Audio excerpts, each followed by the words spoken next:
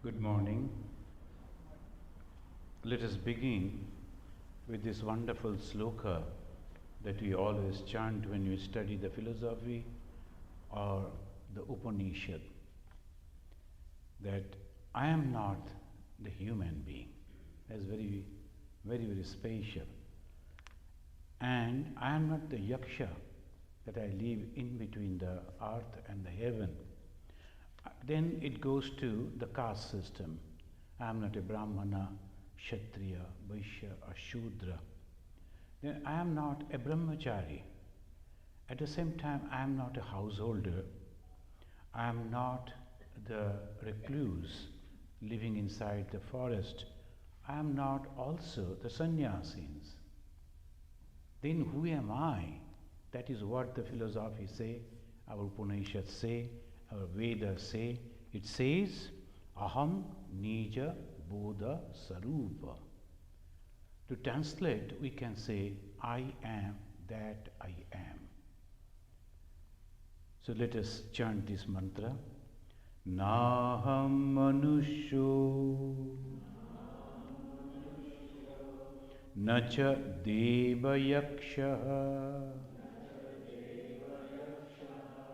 Na Brahmana Kshatriya Vaishya Shudra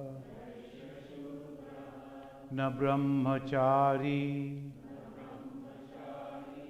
Na Grihi Vanasthava Bhikshu Nacha Aham Nija Bodha Sarupa. Sannyasi is sometimes known as Bhikshu because they live on alms, they go and beg. Some of the people in different society is not accepted as a good profession. But in India, when the sannyasis are coming to beg, then the householders think that we are blessed. So that is the bhikshu. Also sannyasis are known as yati. Yati means that stop. The stop, that is yati. They are not coming back to life once again. So this is the last birth. So that is called yati. In the South India, sometimes they will do yati puja, the living God, like that conception. So I am not that even, because I am that Brahman. And what is that Brahman? The different philosophy and Upanishads speaks about Brahman only. In a different language, in a different way, they always say about the Brahman. And sometimes to make that conception clear to the ordinary people, they say God. Who is the God? Creator. Now comes the philosophy. Particularly I am talking about the Indian philosophy. The six systems, they say, in 6 different ways, judging and trying to reach to the same goal. And 6 different ways, that is very unique. Some people, they say, we don't believe in God at all. Some people are not going to accept even the authority of the Veda. Veda is the authority, or we the Hindus, we believe, but the Jains and the Buddhists, they do not. Whereas we the Hindu worship the Jain gurus and accept Buddha as an avatar, as an incarnation. So this is a parliament of religion. So all are coming together and giving us. And why so many ideas? For you. If you like this idea, continue with that. If you don't like that, you need not to bother about that. So different type of temperaments, different type of thinking capacity. So different type of philosophies. Why the philosophy? Explanation. And the Veda, Upanishad proclaiming. They don't give the explanation. They say, this is this. When they are telling Ishavashyam idam sarvam, the God is pervading this whole universe, they don't give any example or anything. This is this. And the last, the Mundaka Upanishad you were reading, the Mandukya. The Mandukya Upanishad is only 12 sloka, only about talking. You are nothing but the Brahman. If you don't believe, this is not for you. If you believe, come here. But the philosophy is giving you the explanation. Why this, why that, how it is possible, how it is not. So afterwards came the philosophy. They were the rishis. They realized, they spoke. Then came the acharyas, the teachers. The acharyas, the teachers, they explained why that was told like this. So Shankara Acharya, Ramanuja Acharya, Madhva Acharya, Vallabha Acharya. So all the acharyas are coming to explain from different point of view whatever they liked in that way. Friends, we have already studied the Upanishads, many of the Upanishads, and we'll again go to Upanishad after finishing this. And we are now studying the philosophy. In the beginning, we gave an outline of the Western philosophy, and we have also talked about the Jain, Buddhist, and Charvaka. There's materialistic philosophy, they say. They do not believe in the authority of the Veda. So that is a type of philosophy. And then came the Nyaya, Vaishashika, Yoga. So Nyaya, Vaishashik clubbed together. And then come Yoga and Samkhya. Today we will go the concept of the Samkhya. What they are trying to explain, as I always say, 3 questions. Who can say what are the 3 questions? Who is the creator? What is this creation? And what is the relation between the creator and the creation? We are concerned about us. We don't bother about the God. But the thing is, we like to know, who am I actually? Then I can handle my problem. I can understand the thing. Today I was supposed to speak in one place, learn to live. But for some reason I won't be able to go over there. That is the main thing. Learn to live. You have to understand how to live. There are 2 words, existence and living. All the trees, the stones, the hills, they're all existing. Whether you go and make a digging over that or cutting the trees and all these and that, they won't say anything. They're only existing. That's all. But human being is living. That means every day they're learning and making the progress. Every day, every moment.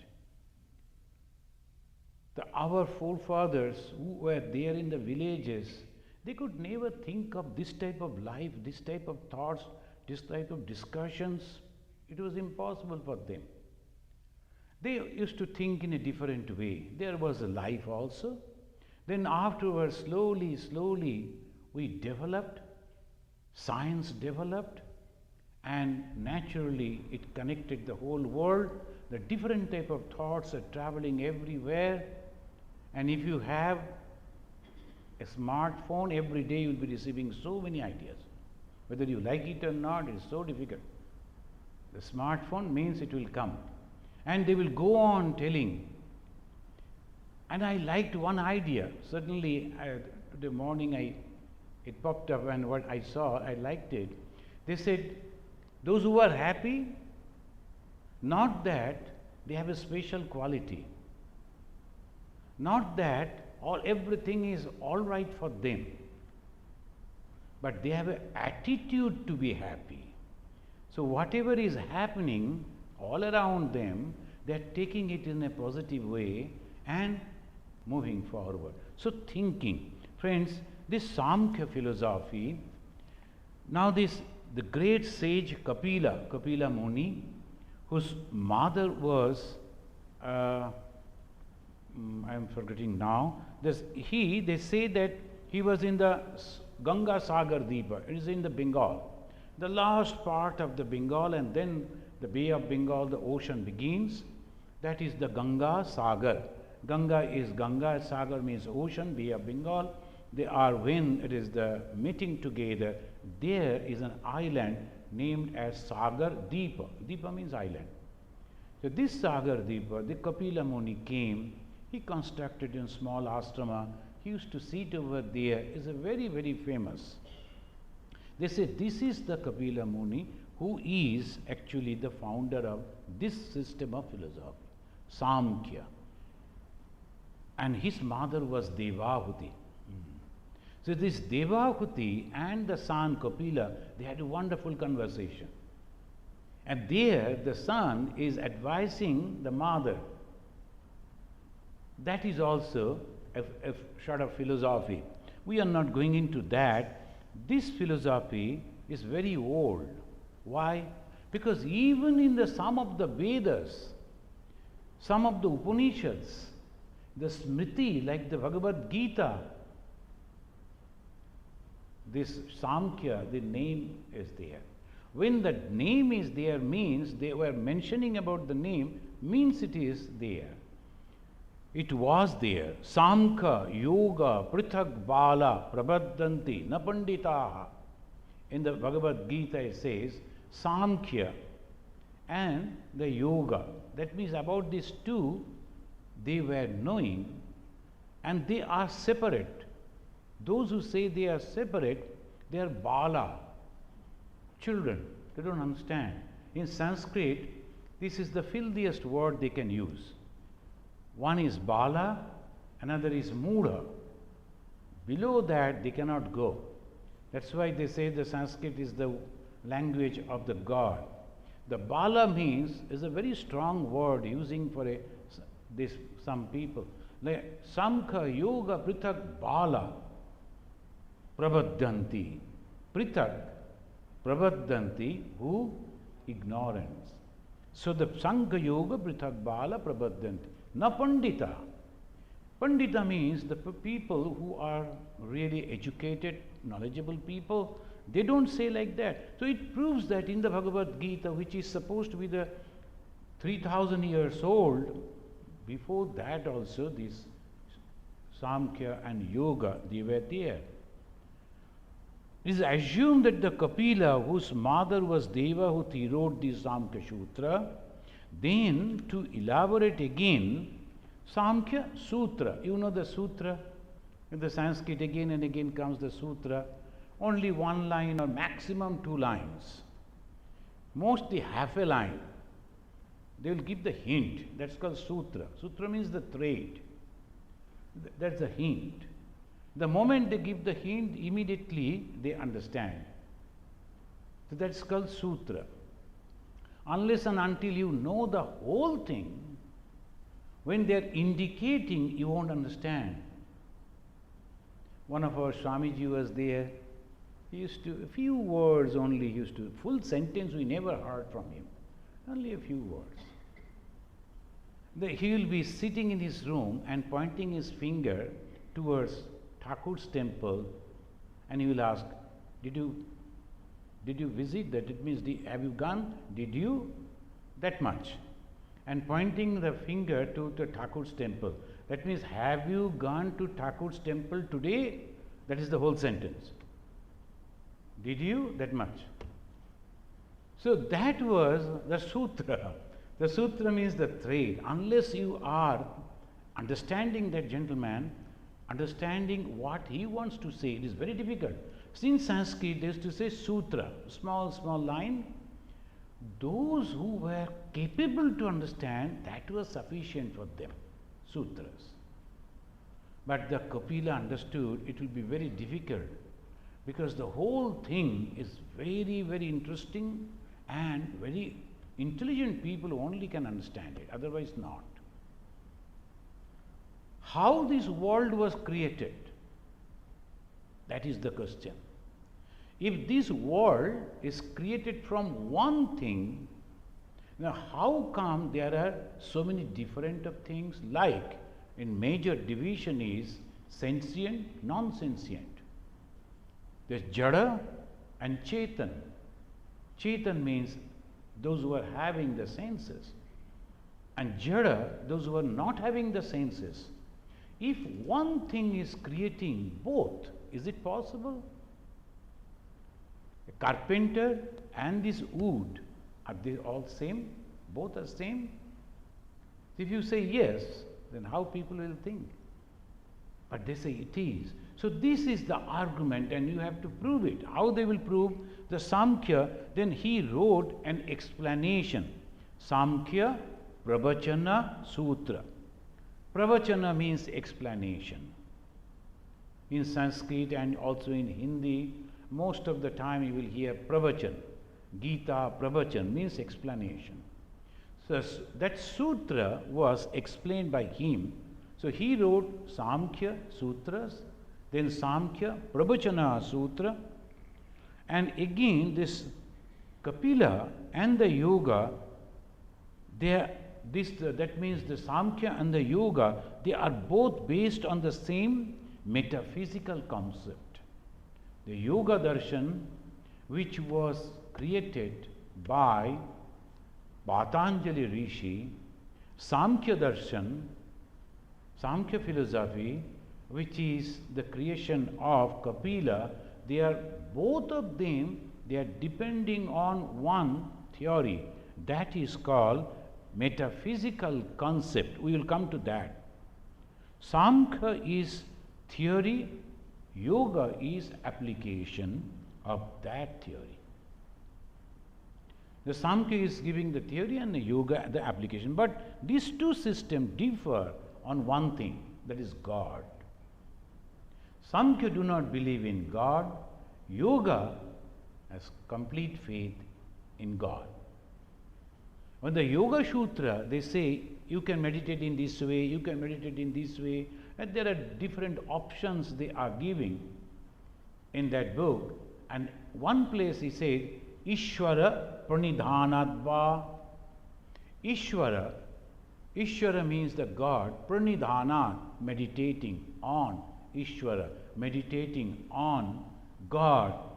Then also you can reach to the same height of Samadhi. Sometimes some people casually say, yesterday I met one gentleman, the sannyasi, he was telling to his devotees, I was in Samadhi this morning and after coming down from the Samadhi, I have come here over here. So, like that, people are very much impressed. That is good, no harm. But he was caring about whether TB people have come or not. When I will give the talk, whether TB people will be there or not. If they are not, then I will go late. I am waiting. Let the TB people come. Those who are reaching to Samadhi, do they bother about the TB people? So naturally, the cause and effect. When you say I am from the Samadhi, you don't bother about this world. Because complete different world.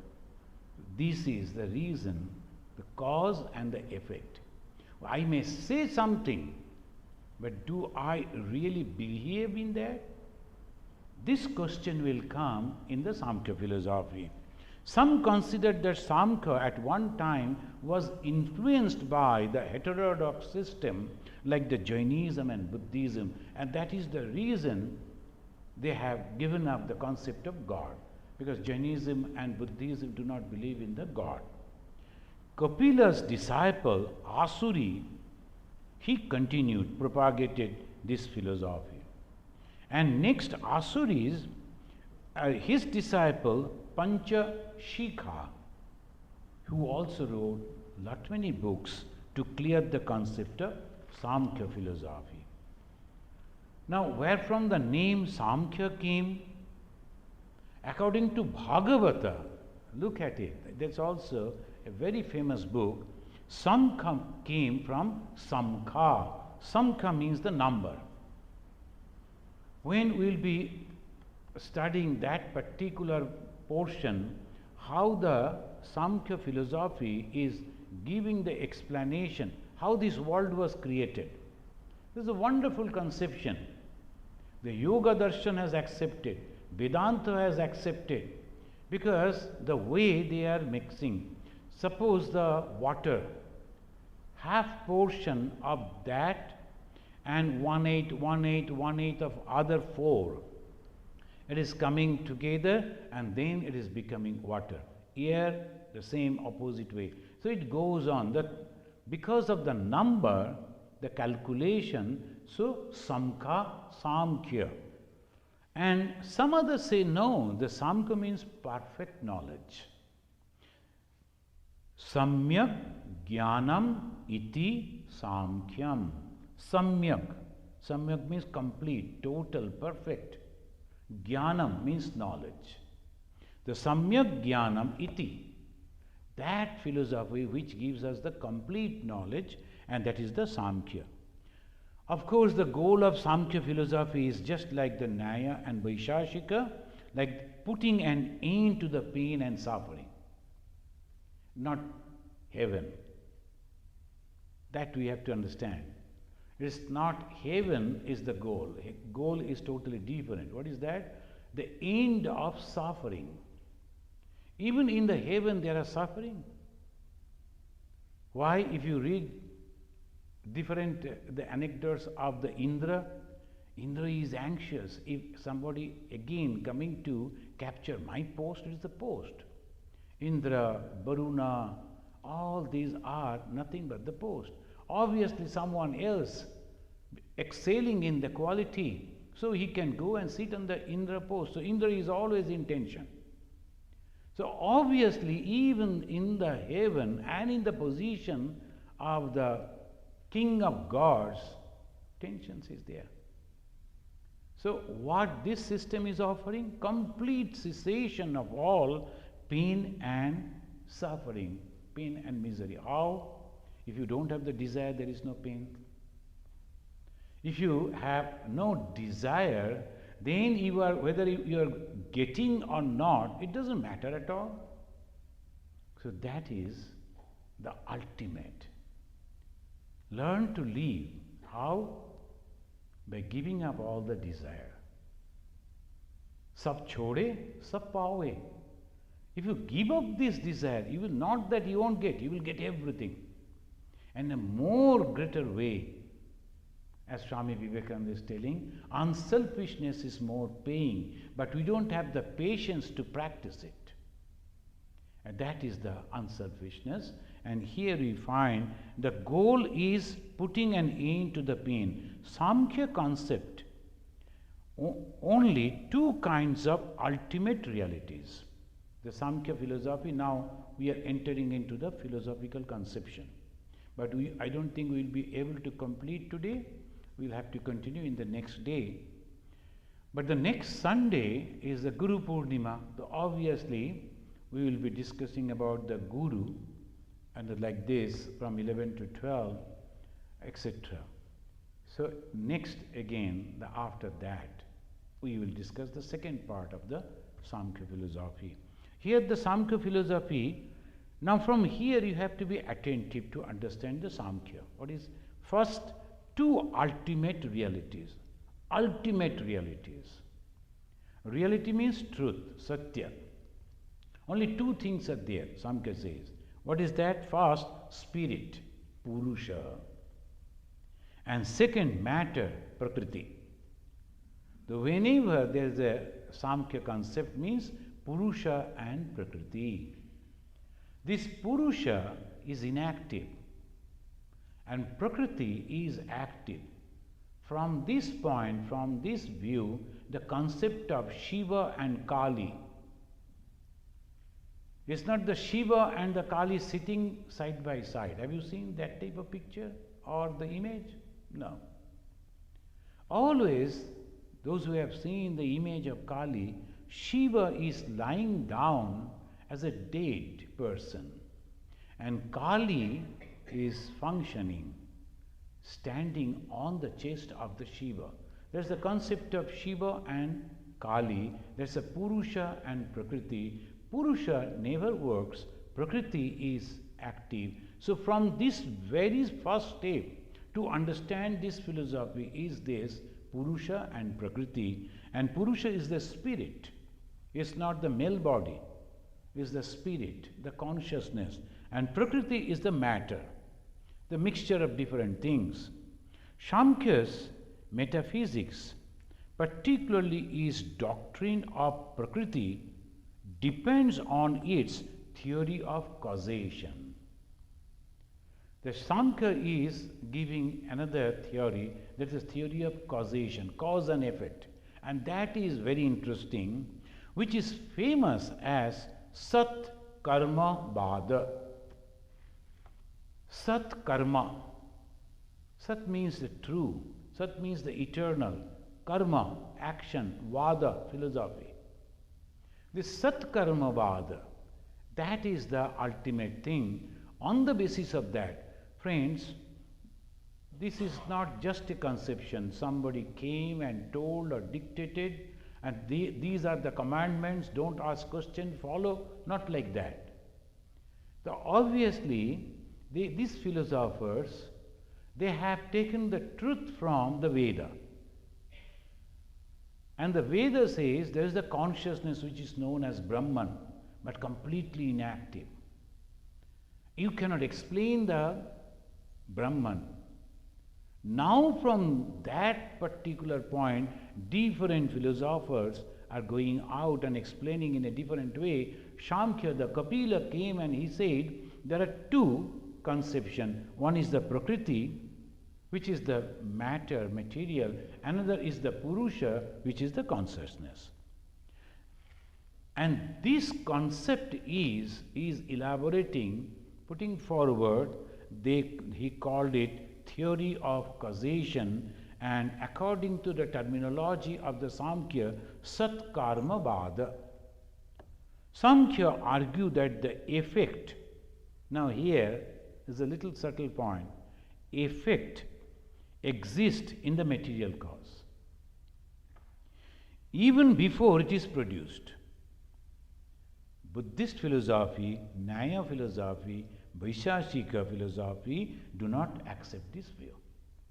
But Samkhya is telling the effect is already hidden in the cause. Suppose I request you to give an example. Can you give an example? Effect, the result, is hidden in the cause. What may be the example? The tree and the seed. The seed. The tree and the seed. No. Huh? Gold Mm. clay pots. Yeah, yes, that is the exact. Because the gold and its jewelries, that is a different. But these people were poor people. They used to sit in a corner and they used to give the example. And their example, the pot and the clay. When the clay is there, pot is also there, even before it was created. So that is the example. So this is very unique. Samkhya argues that the effect exists in the material cause even before it's produced. Samkhya put forward six-fold argument in support of theory of causation, Sat Karma Vada. Now let us discuss this one after another. One is, non-existent can never be made an existent object. Something which was never there, you cannot make it existing. So Swami Vivekananda said, these are all discoveries. Already everything was there in the nature. It's not invention. Invention is something which was not there at all. But you have created it. Can you create anything which was not there before? Nothing. It is already there, then only it is created. We said that I have given education to this boy. Can you give education to that boy? In our country, in the olden days, our teachers, they used to say, that by beating a donkey, I can make it a horse. It is not possible. Gadha pitiye ghoda kore dobo. But Gadha means the donkey, as much you beat, it cannot run like a horse. It is not possible.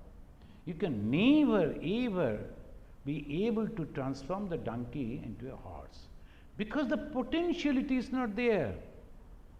If you you love a dog, you carry the dog with you, and then you are also sitting, dog is also sitting in the same classroom, the same professor, the same subject you are learning.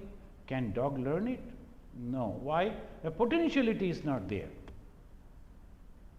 Unless and until the potentiality is there, you can never create it. That proves the very first law of the Samkhya, that non-existent, which is never there, can never be made an existent object. That is why the Buddhists are called nihilists. They say, ultimate, there is nothing. The Buddhists, the ultimate thing is there is nothing. Only you exist. But who am I? Wherefrom have I come? So the cause and effect is not proving in that. Shunyavada, they say. The shunya is completely negation. There is nothing. So the first step, if the oil is produced by pressing a seed, it proves that effect, the result, oil, was pre-existent in the material cause. Material means the seed. This is the example they give. As because the oil is there inside the seed, so when you are pressing, it is producing the oil. So that is the main reason. It says it was previously, it was there, otherwise it is not possible. As you said that the seed and the tree, that example is also there afterwards in the Vedanta. When a boy came to his father, he was a rishi, and the son was studying under him. He came with a question, what is Brahman? It's totally confusing. I do not understand what is Brahman. So the father told, okay, can you bring that fig that was hanging nearby? He brought the fig. Break it. He broke. What is there? Seeds. How many seeds? Oh, unthinkable. So many seeds are there. Small, small seeds. Take one. The small seed he took, break it. He broke. What is there? Nothing. What do you say? Nothing. You just plant that small, tiny seed, after breaking which you can't find anything. Put that under the earth, give little water, and give little manure. You will see a huge tree is coming up. That means, though you cannot see, but it is there potentially.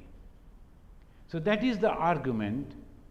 If inside the seed there was not the tree, even before producing, tree will never come from there. So that, suppose you made an iron seed, just looking like that, and you put that inside the earth, giving the water and the manure, do you think the tree will ever come? It looks like the seed, but it is not the seed, so it will never come. So this first step, that non-existent can never be made an existent object. This is the first thing. Second, there is an invariable relation between a material cause and its effect. There's a relation is always there. If this is not science, then what is science? Some people, without reading the philosophy or going through in deeply to understand this, simply say, oh, religion, oh, this bogus. So this is not like that. So that's why when we go to the Hindu temples, the lot of rituals Whenever somebody is going, immediately, particularly this Rama temple in the Lemont, they will put another cap on the head of everyone, those who are standing over there. That means the blessings of God. Then little water, that is also Charanamrit. And then ultimately comes some nuts and all. But if you are somebody, a banana. So, or an apple. That's that way. But whatever, what they are doing actually, one American, he went with me and what they are actually doing, why they are putting like that, it's the blessings of God. So like this, you have to understand the concept. Here the philosophy, it goes and split everything to understand. The second, there is an invariable relation between material and the cause and its effect. The material and its effect, from whatever is produced from that material, there is a relation. What is that? A pot is not different from its material. That is clay. And the material cause can produce only that effect with which it is related. It cannot produce an effect which is in no way related to it. Effect must exist in material cause because it is actually produced. Now give another example. Today there is no, Dr. Bakane has not come. He is prompt. So another example you give. The relation between the matter, material and the production. From the clay you cannot make the cloth, and from the thread you cannot make the pot. The string of the cloth. The strings of the cloth. That means that they say, what is that? It says that there is something hidden over there, right? First thing. Something is there in the material which is coming out as an effect, as a result. This is the one. Second, that relation as a particular effect must be there. From the clay, you cannot make milk or yogurt. From the clay, you cannot make a cloth and wear. It is not possible. So this way it says the effect means exactly the same type of effect should come. Why they are giving all this idea? It will be 6 steps they will go, and ultimately they will say, you are God. Why? Because the effect. That means the cause must be there. So we will come to that. The effect must exist in material cause before it is actually produced. It must be there. And this is a very special relation. And the third step it says, the product exists in the shape of material before it comes into being. It is a general experience that only certain effect can be produced from certain causes. Now they are giving the example, dadi. That means even in those days they used to take dadi, that is yogurt. It was there, the dadi. That means the curd or yogurt can be produced from milk only and cloth only from the threads. So that is that already there. If that was not there, it would have been impossible to produce.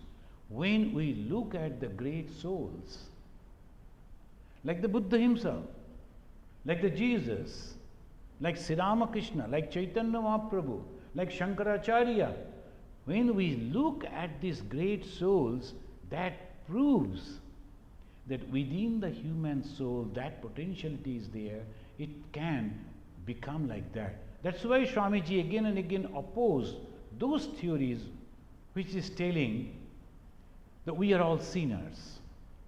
We can never become God. We have to wait for the blessings of somebody. Swami Vivekananda became so angry, he said, it is a sin to call a man sinner. There is no sin at all. But when you call a man sinner, it is a sin. Why? Again in the Upanishad we find, Srindantu Vishye Amritasya Putraha. He is giving the call, open call. Amritasya Putraha, not the Brahmin or Kshatriya or this man or that, only Hindus, nothing like that. Very clear. You are the children of immortal bliss. Oh, listen to me. Ye, the children of immortal bliss, listen to me. Srindantu Vishye Amritasya Putraha. But you have to go beyond the darkness of ignorance. But how can they say that the human being, Amritasya Putra? Jesus Christ said, the kingdom of God is within you. How can a human being be considered as sinner? He is making mistakes. He can be rectified by somebody or maybe he himself. The moment we decide that I am not going to repeat this work, this type of things, he is changed. So many examples are there in our society. The bad people becoming good. How? Potentiality is there. So this is the product exists in the shape of the material before it comes into being. Then the fourth, the efficiency of the cause lies in its necessary potency. That which does not have the potentiality to produce can never be regarded as an efficient cause. One is material cause, another is efficient cause. Now the material cause we know, and the efficient cause, who can be considered as the efficient cause? Here it says like this, that which do not have the potentiality to produce can never be regarded as the efficient cause. The effect exists in the cause in an unmanifested form before its production or manifestation. A donkey may be trained to run, but it cannot compete with a horse. A chicken cannot float like a duck. So potentiality, that these are the arguments. So when a human being can realize God, a single human being, anywhere in the world, if they have realized God, I also can realize. That is the reason. The reason is this, if that particular person over there can realize this, if Jesus can become the Son of God, I too am Son of God.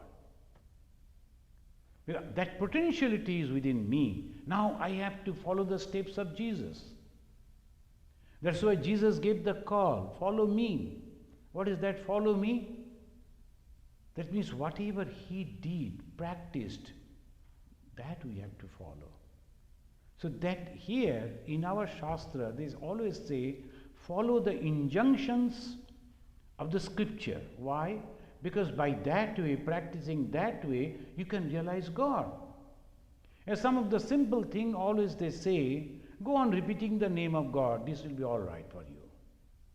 If you read the Gospel of Sri Ramakrishna, you'll see that always Sri Ramakrishna is asking someone that you must realize God. How?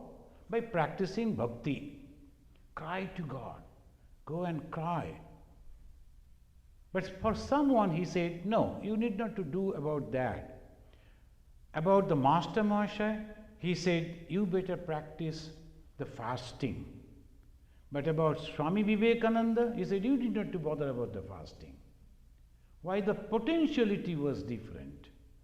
So this the cause, it says, this is the effect. The chicken and the duck almost like same, but the chicken is not capable to float. Why?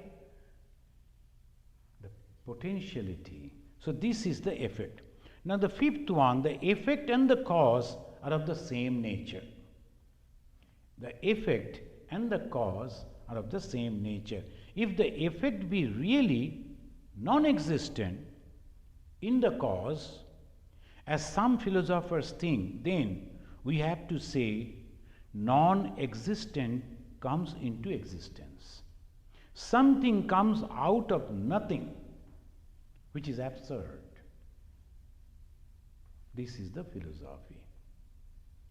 So when you are attending this philosophical class, so alertness. And this is only in a brief way the truth. There are so many arguments are there, so much of them argument.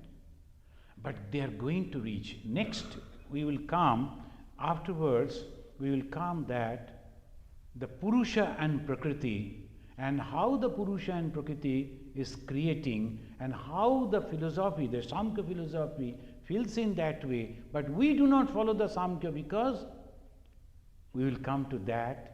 Because Samkhya thinks in a different way. We follow Vedanta. Why? Because Vedanta is more scientific. So each and every time we have to follow those which is giving the explanation in a much better way. Here, the Samkhya, we have studied the Nyaya, Vaishashika and all others. Their arguments were different type. Samkhya is wonderful. The cause and the effect. Satkarya Vada. This is really very unique. And here it is telling like this, effect and the cause are of the same nature. If it is not, effect and the cause are of the same nature. From the still, you are producing still only. You cannot produce wood. It is not possible.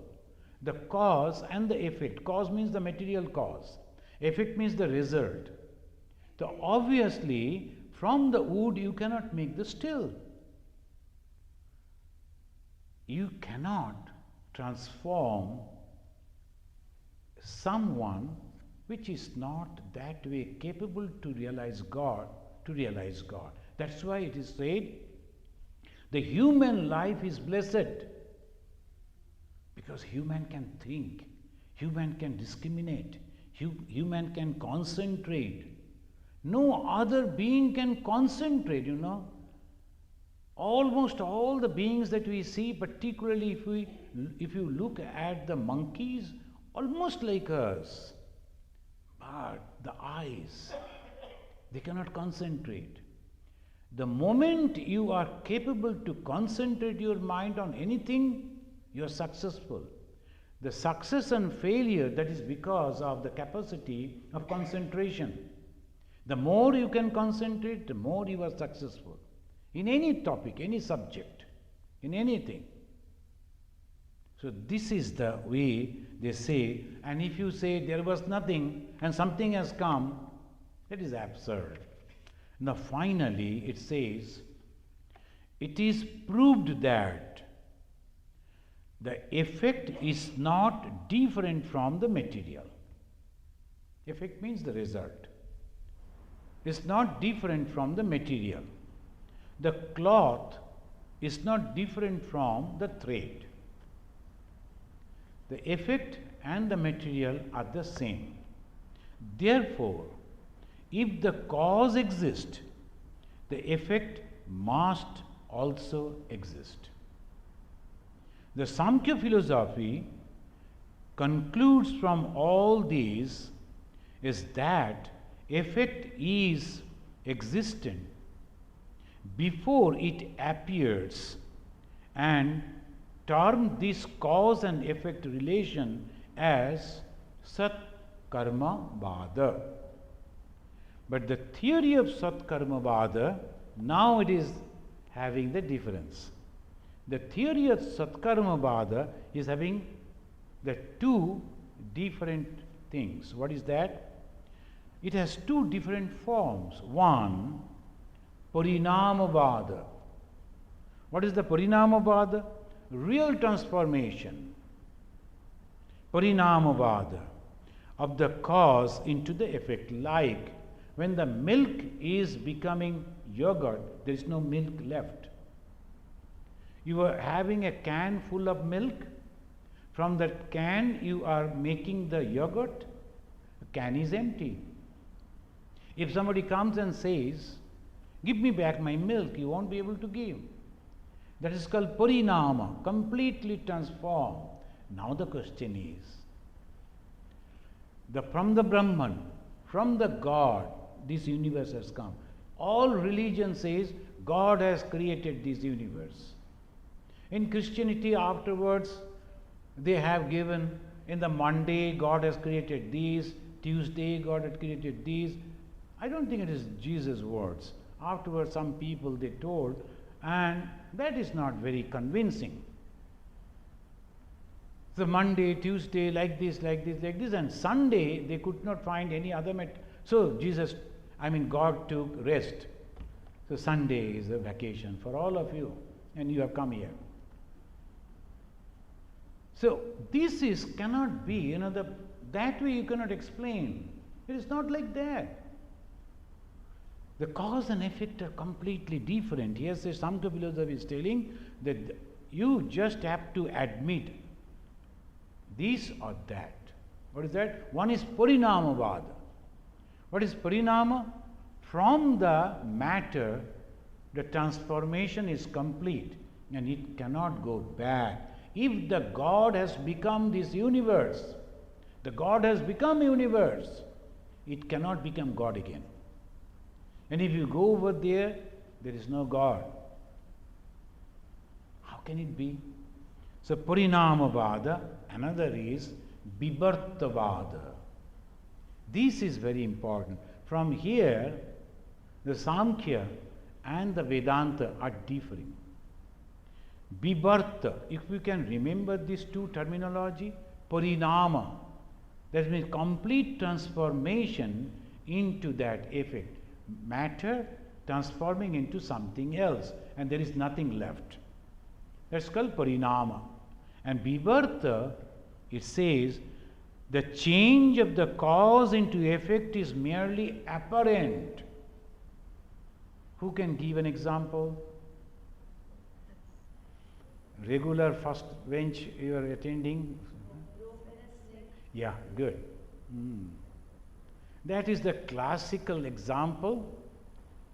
And in those days, the rope was also there, snake was also there. So the Vedantin, they could not find anything else. So they always said like that. If you read this example, you can understand very limitation of the materials were there, very limited.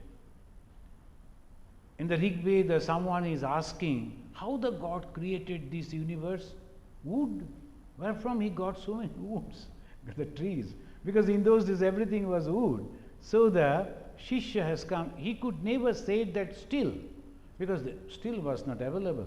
So the society also, you can understand how it was. Anyway, here we have to conclude this is parinamavada, complete transformation, bibartavada, apparent transformation, not in reality. How? When we see the snake on that rope, is it that the rope has become snake? No. But to me it is like the snake. Another person came, he told, why you are shouting? There is a snake. So go to a doctor and check up your eyes. There is a rope only. And he goes. That means the rope never transformed, never changed into snake. It was there. But I felt that is a snake. I was so much afraid. Everything happened because apparent. So Vedanta accepts this. When we look at this world, everything, so many things are there. There's all your appearance. Otherwise, nothing. But the Samkhya say, no, it is complete transformation. The God of the Brahman has completely transformed. Then the Samkhyas, they receive this question. Do you mean the God or the Brahman, who is considered as the creator, has transformed completely into this world? Samkhya says no. Then what is the answer? Samkhya brings out something else, and that is called Prakriti. We will discuss about that Prakriti. We always sing Prakritim Paramam. What is that Prakriti actually? This is from the concept of Samkhya. The Prakriti we translate as nature. Prakriti means all this production. It is really completely different. Ramanujacharya, he also separated from the Shankaracharya on this point. So this is the philosophy. And the Vibhartavada, when we see a snake in a rope, it is not the cause that the rope is really transformed. This is the appearance, and that is called Shankara.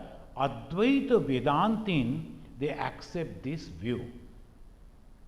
If you have read the biography of Sri Ramakrishna, in one place after the sadhana, he was telling to that young Narendranath, do you know, I saw the consciousness in this wood, on those utensils, in the image, on the cat, in everything I saw that consciousness.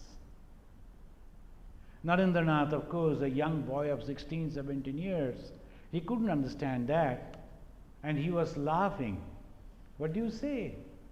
All these things are also God. This utensil is also God. That cat is also God. Oh my God, that cannot be. So this way, conception of consciousness in every being, but the consciousness has not become that. So this is it is the God, but within it is reflected, not original. We will discuss in details in our next class. So from this Shatkaryavada, the theory of existence into the effect proof, each soul is potentially divine.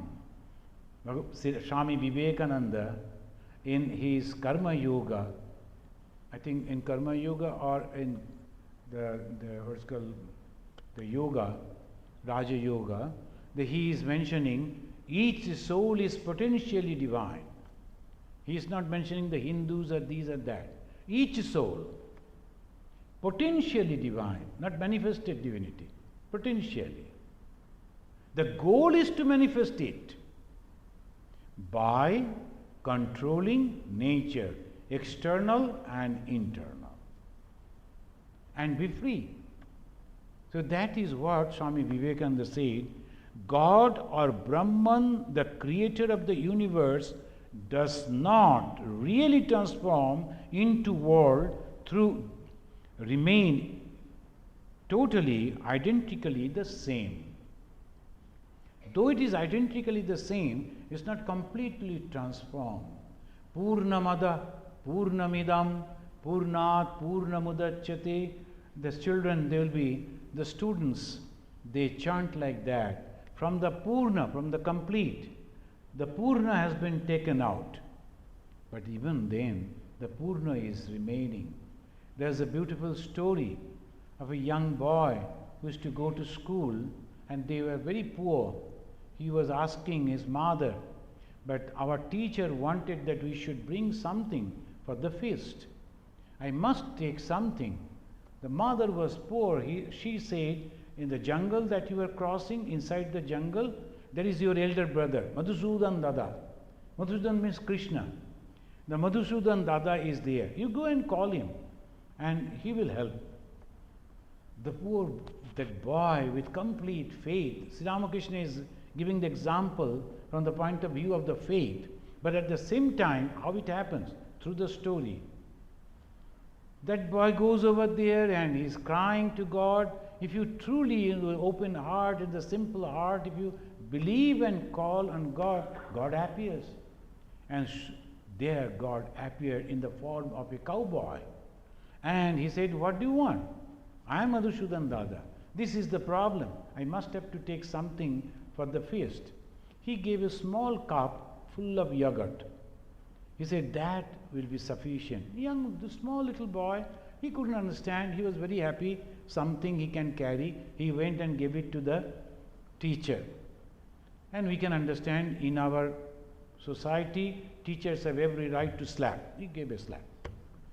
And he said, this is the thing, it's the small little thing. So many people have come, whom I am going to give. But anyway, give to someone at least.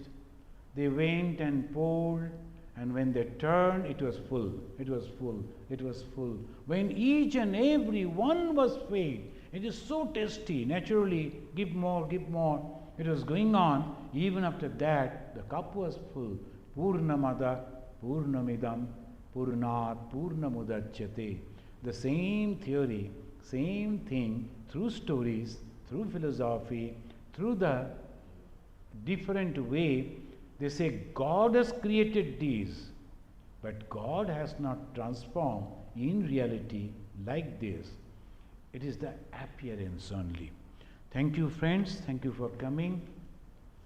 And next Sunday, 9th, it will be Guru Purnima. And after that Sunday, 16th? If it is so, I think I will be in Washington, D.C. I think in the next Sunday, I will be able to. So, when we again meet, I am going to ask you, what is this Satkarma Vada? Don't forget, remember it. But don't be afraid, even if you remember, I will remind you. But come. Thank you. Thank you, and let us again chant that mantra. That is a prayer. It says, let everything be in peace. The first thing is the universe. Second, all the beings around you. Third, your own body. Let it be in tune with the nature and be happy. Om Shanti.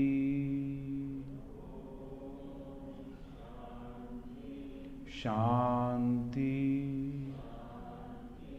Shanti. Harihi Om. Tat Sat.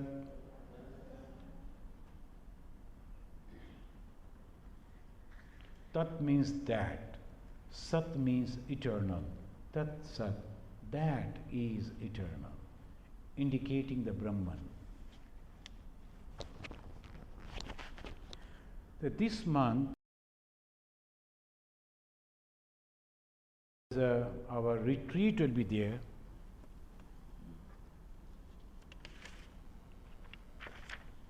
Yeah, this is next month. This is July. There will be retreat from 28th to 30th. If you have not yet registered, please go to the website, and online you can register. We will go to Ganges. It's a beautiful place. We can live together. The arrangements are there. Food will be there. And the Swami, the Vimokshananda, he is coming from Singapore. He is a senior Swami. He will be speaking the why and how of dedication. Why and how. So please come and register yourself.